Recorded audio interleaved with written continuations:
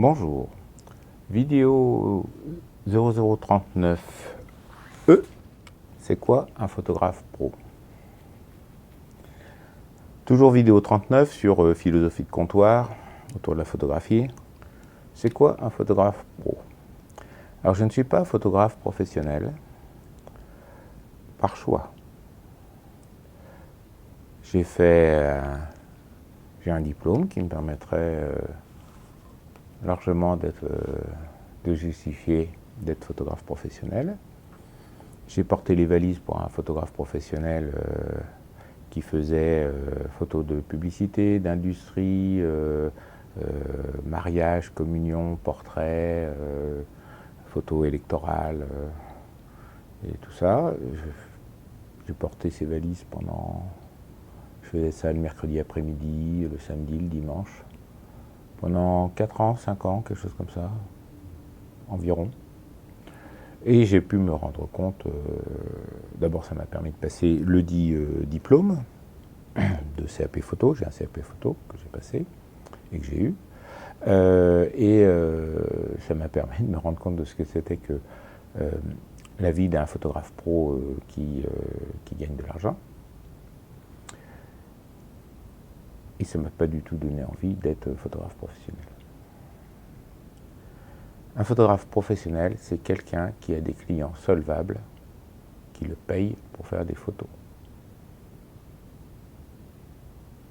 Point barre.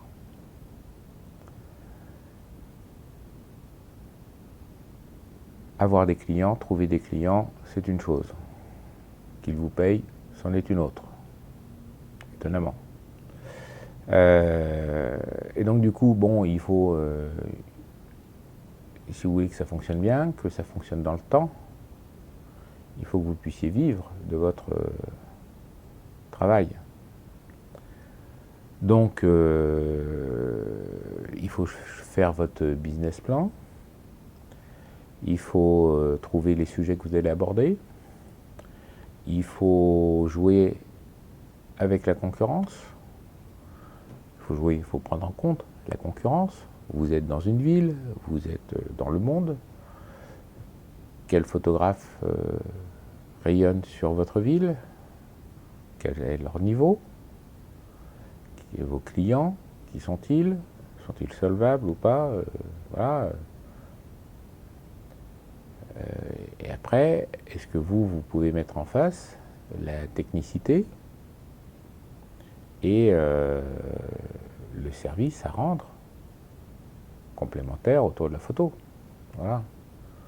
Alors si on prend l'exemple basique de la photo de mariage. Alors, la photo de mariage, bon, ben, moi j'ai vu comment opérait le photographe pour qui je portais les valises, et puis j'ai suivi la chaîne de F1.4 de Sébastien Roignan, très bonne chaîne, très bien, et lui il est photographe de mariage. Et puis il y a Arnaud Thierry, le studio de poche, qui lui aussi fait de la photo de mariage. Voilà. Je ne dénigre pas la photo de mariage. Et ces gens-là ont parlé de leur expérience, ont parlé de leur business plan, ont parlé au cours de leurs vidéos, hein, c'est très succinct, c'est une phrase par-ci, une phrase par-là, ou des fois un épisode complet, et de leur concurrence qu'ils avaient actuellement. Donc moi j'ai porté les valises il y a 30 ans, et puis donc on était en argentique, hein, un mariage en argentique, ça commençait par une série de photos posées, et puis voilà, basta, 5 photos, et puis les gens étaient contents, et ça suffisait aux gens. Et là maintenant, on a l'impression qu'il y a des gens qui font leur business plan, c'est j'arrive le matin à 4 heures, je fais le réveil de la mariée, l'épilation, le récurage, la peinture sur les sabots, la tresse des nattes, l'enfilage de la robe, la mairie, le vin d'honneur, l'église, et ça finit quasiment avec les photos de la saillie à la fin, quoi. Enfin bon. Et je te donne 3 CD avec 6000 photos et démerde-toi. Bon. C'est leur business plan. Le mec, il a travaillé 24 heures, et puis il vend ça 250 €. Il gagne 10 € de l'heure, quoi.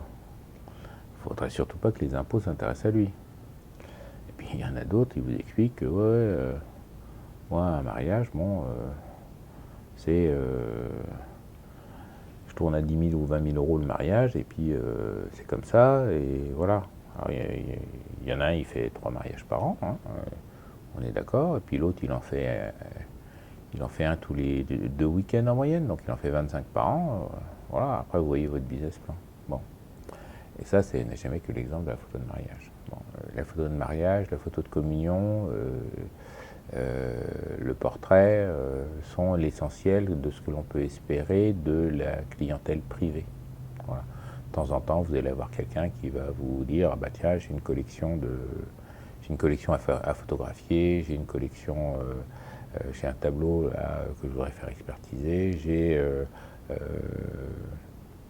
je vais vendre la maison et j'aimerais faire une jolie photo de la maison avant de la vendre pour la vendre, virgule, et après pour m'en souvenir ou des choses comme ça. Donc la clientèle privée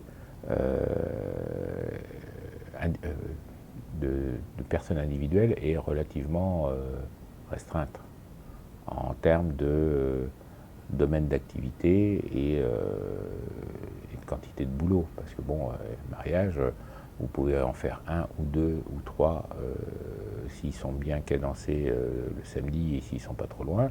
Et si vous vous limitez à photos dans l'église, sortie d'église, par exemple. Voilà, déjà, vous pouvez en faire peut-être 2, voilà.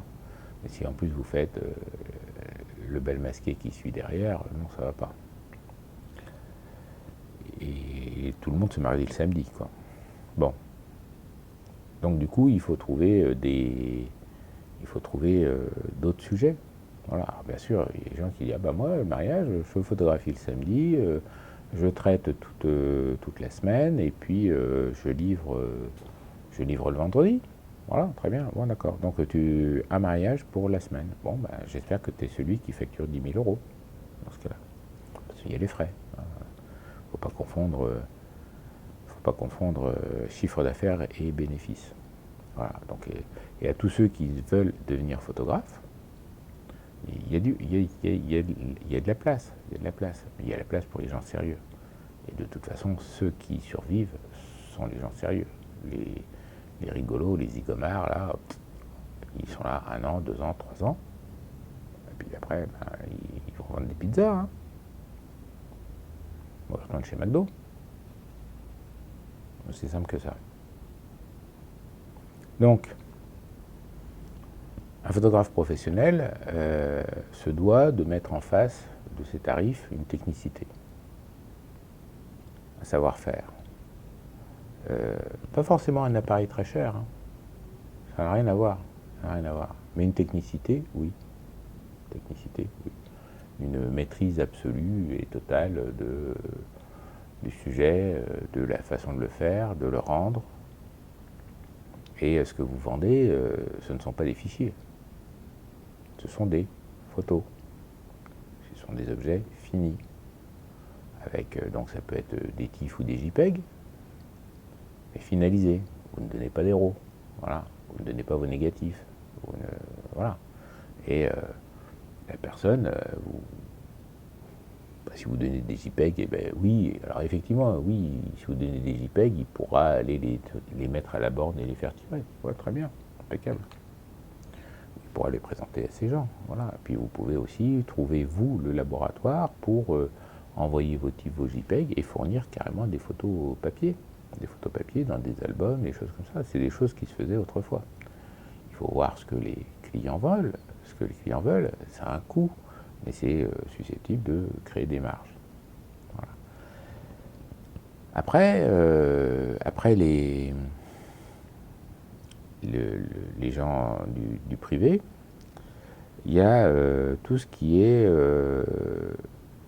industrie, commerce, des choses comme ça, qui eux peuvent être intéressés pour faire de la photo publicitaire à destination de communication, pour faire une plaquette, pour faire une décoration dans une boutique ou des choses comme ça.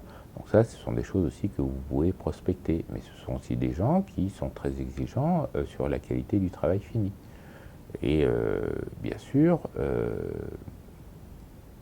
la publicité on devient photographe publicitaire de deux façons. Soit vous êtes connu d'une agence de publicité qui va vous fournir du travail à faire, et puis votre client, ça n'est pas Coca-Cola, ça n'est pas la Française des Jeux, mais c'est l'agence Publicis ou l'agence MBBA ou je sais pas quoi. Voilà, donc il faut vous faire connaître de ces gens-là. Et donc, il vous faut investir dans un book. Il vous faut investir dans du matériel à présenter, des photos que vous avez réalisées vous-même, de votre propre chef, et ainsi de suite, sur tel ou tel sujet dont vous voulez démarcher, vous voulez vous ouvrir à ce marché-là. Et donc du coup,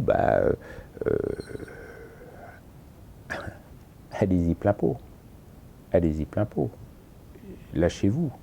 Voilà. Vous achetez une bouteille de coca, 3 pailles, et puis vous essayez de faire une jolie photo du produit, une jolie photo du truc comme ça, à un niveau que vous estimeriez susceptible d'apparaître sur une publicité, ou une chose comme ça. Faites-vous un book, voilà, et vous ne faites pas un tirage 10-15, vous faites un book c'est un format un peu plus que A4, voilà, sur du beau papier, et ainsi de suite. Donc ça coûte cher, Et vous allez montrer votre book, et ainsi de suite. Et puis bon, ça marche, des fois ça marche pas. Et puis l'agence de publicité de votre ville ou des choses comme ça, c'est un escroc ou pas, il vous paye ou pas, il vous donne du boulot ou pas, et ainsi de suite. Donc c'est très risqué aussi. Voilà, c'est très risqué aussi. C'est par la qualité de votre travail et par le bouche à oreille que vous aurez le plus de débouchés que par votre publicité propre. Voilà. Donc, un photographe professionnel, c'est quoi? C'est quelqu'un qui s'est inscrit, qui a choisi un statut et qui s'est inscrit à la Chambre du commerce et de l'industrie, ou aux indépendants, ou aux artistes créateurs. Donc, il y a un statut juridique. Donc, il peut faire des factures. Et quand il a des clients et qu'il fait des factures, qu'il reçoit du pognon en échange. C'est ça un photographe pro. Il n'y a pas besoin d'avoir des diplômes, il n'y a pas besoin, c'est un des rares métiers, enfin c'est un des nombreux métiers que l'on peut pratiquer sans diplôme. N'importe qui peut s'installer photographe professionnel, sans diplôme, sans rien. Il faut simplement payer les taxes quand on vous les demande, il faut simplement s'inscrire à l'endroit où on vous le demande. Et voilà. Après, est-ce que vous allez durer? Ça ne dépend que de vous. Ça ne dépend que de vous. Et si les clients ne vont pas chez vous et qu'ils vont ailleurs, ça ne dépend pas des clients. Ça dépend aussi de vous. Voilà. Donc, moi, je me suis aperçu en portant les valises que, ouais, il y avait du boulot, il y avait du taf. Il y avait du taf. Il n'y a aucun souci là-dessus. Quelqu'un qui savait parfaitement gérer. Sa femme avait un diplôme de gestion. Sa femme faisait la comptabilité, et ainsi de suite. Donc, c'était impeccablement géré, il n'y a aucun souci là-dessus. Et il faisait du pognon. Mais je peux vous dire qu'il passait du temps à réclamer son pognon, à faire des devis, à expliquer à ses clients que oui, le prix que je te demande, ça le vaut réellement. Parce que, alors c'est une autre expérience, un gars qui disait un photographe, ça travaille au 125e de seconde, ça devrait être payé au 125e de seconde. Non, et tout le boulot, toutes les connaissances et tout comme ça se paye. La technicité, ça se paye. Voilà. Étonnamment, les gens qui demandent des ristournes ne sont pas les gens qui en accordent. Ça m'a toujours fait rigoler, ça. Et voilà. Donc, si vous avez envie de sauter le pas, sautez le pas. Si vous avez envie si vous vous dites je suis étudiant, la photo est ma passion, j'aime bien ça, et je voudrais devenir photographe professionnel. Réfléchissez bien avant de le faire. Parce que transformer une passion en travail, c'est pas loin d'être une belle connerie. Et d'ailleurs, on peut se poser la question, c'est quoi le travail? Pourquoi on travaille? Voilà. actuellement j'ai une stagiaire, et je lui explique que le travail, on travaille pour samedi et dimanche. On travaille du lundi au vendredi pour samedi et dimanche. On ne travaille pas pour 2250 euros, on ne travaille pas pour 2000 euros, on travaille pour les 250 euros qui restent à la fin du mois quand on a la chance d'avoir un salaire, parce que ce sont ces 250 euros qui te permettent d'aller au cinéma, d'aller au théâtre, d'acheter des livres, d'acheter des appareils photo, de faire de la photo et ainsi de suite, de faire ce qui te plaît. Je ne dis pas qu'il faut prendre n'importe quel boulot, c'est pas ce que je dis. Je ne dis pas qu'il faut prendre un boulot qui vous répugne, qui vous désintéresse, ou des choses comme ça. Ça n'est pas ce que je dis. Mais si vous transformez votre passion en travail, vous perdez votre passion parce que ça devient votre travail. Vous voyez ce que je veux dire? Moi, je me demande, je suis certain de ma réponse. Non, je le vois. Des gens qui ont transformé leur passion en travail, le samedi et le dimanche, ils font autre chose. Ils ne font plus leur passion. Puisqu'ils en ont déjà bouffé 5 jours dans la semaine. Oui. Je ne dis pas que si vous êtes passionné par la photo et que vous êtes photographe, vous n'allez pas m'écouter parce que vous estimez que je suis un vieux con. Et puis de toute façon, vous n'êtes déjà plus là. Mais oui, moi j'ai 30 ans de travail derrière moi. Je travaille pas dans ma passion. Je travaille sur quelque chose qui m'intéresse. Et ça suffit. Voilà. J'ai fait des choses. Pendant 10 ans, j'étais dans un laboratoire où on faisait de la géologie, on datait des cailloux. Voilà. Alors, c'est pas dater des cailloux qui m'intéressait. C'était la méthodologie, la métrologie autour, comment on le faisait. Voilà, c'était intéressant. Comme c'est intéressant et que c'était pas une passion, j'ai supporté ça pendant 10 ans sans aucun souci. Comme mon laboratoire a déménagé et fermé, et que je suis allé dans un autre laboratoire où on fait autre chose, qui là touche un peu plus des choses qui m'intéressent. Voilà. Mais ce que je fais au laboratoire, je ne le ramène pas chez moi. Hein. Vous voyez ce que je veux dire? Quand je datais un caillou, je ne disais pas, tiens, le caillou, je vais le ramener à la maison. Vous voyez ce que je veux dire? Je faisais ça pour l'argent, bassement pour l'argent. On fait un travail pour l'argent. Et l'argent, ça permet de faire le samedi et le dimanche autre chose. Et là, quelque chose qui vous passionne. Donc, si vous aimez la photo, si ça vous passionne, en faire votre métier, je dirais non. Par contre, si c'est votre passion, que vous faites de la photo, et puis qu'il y a déjà plein de gens qui vous achètent des photos, qui vous demandent, vas-y, fais-moi ça, puis je te paye, fais-moi ci, je te paye, eh bien, c'est que, visiblement, il y a une clientèle pour vous, alors une clientèle qui n'est pas directement familiale, hein, c'est pas votre grand-mère ou votre oncle ou votre tante qui vous demande vas-y fais-moi ça, parce que ça compte pas, c'est dans le cercle familial, et puis on fait pas payer le cercle familial. Enfin voilà. Donc du coup, s'il y a des gens qui disent ah tiens, il y a un tel qui m'a parlé de vous, qui m'a dit que vous faisiez ça, est-ce que ça vous dit j'aurais voulu une photo là pour mettre au-dessus de mon étal de boucherie. Est-ce que vous ne voudriez pas me photographier une côte de bœuf, chose comme ça. Et puis je vous donne, voilà. Puis le mec il est content. Et puis tu fais comme ça une affaire, 2 affaires, 3 affaires, 4 affaires, tout en restant en dessous de 7000 et quelques euros par an. Je pense que le fisc tolère. Et puis après, vous dites ouais, visiblement, je plais aux gens, ça ne me fait pas vomir, oui, je vais m'installer. Voilà. C'est plus comme ça.